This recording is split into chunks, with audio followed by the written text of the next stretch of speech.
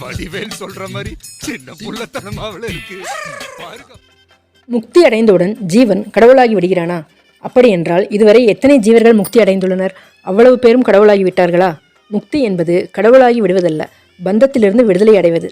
உதாரணமாக, ஒரு அரசன் கைதியை விடுதலை செய்தால் அவன் இனி கைதி அல்ல, அவ்வளவே.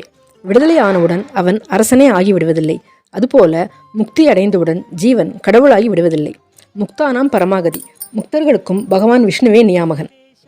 உதாரணமாக, ஒரு ஆஃபீஸில் உள்ள CEO, manager, team lead, intern போன்றவர்களுக்கு பதவியிலும் ஊதியத்திலும் என்றுமே ஏற்றத்தாழ்வு உண்டு. ஸ்கூல், காலேஜ், வீடு, ஆஃபீஸ், கோவில் எங்குமே எல்லோரும் சமம் என்பது எப்போதும் இல்லை. அதுபோல முக்தியிலும் கூட அனைத்து ஜீவர்களும் சமமில்லை, அவர்களிலும் ஏற்றத்தாழ்வு உண்டு எனும்போது ஜீவன் கடவுளே ஆகிவிடுகிறான் என்பது பேதமையை வெளிப்படுத்துகிறது. வடிவேல் சொல்ற மாதிரி சின்ன புள்ளத்தனமாவில இருக்கு. மற்றும் பகவான் விஷ்ணு ஏன் எல்லோரையும் விட உயர்ந்தவன்? தேவதைகளில் யார் பெரியவர், யார் சிறியவர்? ஹைரார்கி, படிநிலை அமைப்பு. இந்த ஹைரார்கி தாரதமியம் என்பது ஜெகத்குரு ஸ்ரீ மத்வாச்சாரியர் அவர்களின் சொந்த கருத்தா? நாம் ஏன் இதை நம்ப வேண்டும்? மற்றும் பூமி இருமுறை தனது அச்சிலிருந்து நழுவியதாகவும் பின் சரியானதாகவும் அறிவியல் கூறுகிறது. இதற்கும் வராகசுவாமிக்கும் உள்ள தொடர்பு என்ன?